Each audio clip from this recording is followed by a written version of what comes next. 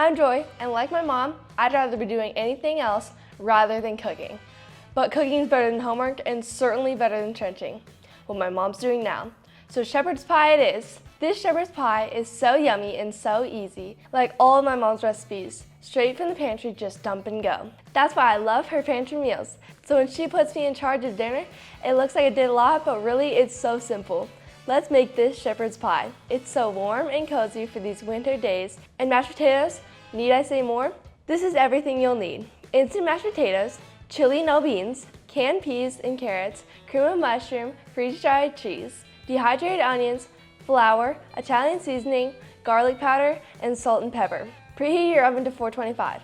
In your kettle, bring 4 cups of water into a boil. While the water is boiling, add your powdered mashed potatoes to a bowl. Pour the boiling water over them and let them sit and cook. Next, fill a small cup with water and add your freeze-dried cheese to it to rehydrate it. Let it sit for 10 minutes. In a baking dish, combine chili no beans, canned peas and carrots, cream of mushroom, dehydrated onions, flour, Italian seasoning, garlic powder, salt and pepper, and mix it all together. Frost the top with your mashed potatoes evenly. Sprinkle on your rehydrated cheese and place it in the oven at 425 for 20 minutes or until heated thoroughly. The result? Delicious, creamy, filling shepherd's pie loaded with flavor. This recipe is so delicious and so easy. You have to try this recipe for an easy dinner.